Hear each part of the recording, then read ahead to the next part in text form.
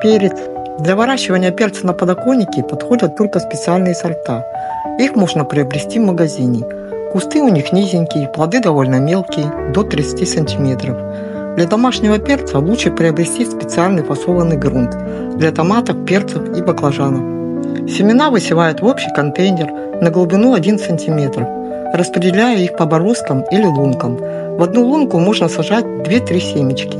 После посева грунт увлажняют и накрывают прозрачной пленкой или пластиком и держат в теплом светлом месте при температуре 22-24 градуса, ежедневно проветривая. Через 10-15 дней появятся всходы. Когда на сеянцах появится 2 листочка, их пикируют в емкости объемом 200 мл. Подкармливать начинают через 2 недели после пикировки. Для подкормки используют удобрения для рассады. Когда перцы сформируют еще несколько листьев и подрастут, их пересаживают в емкости 4-5 литров.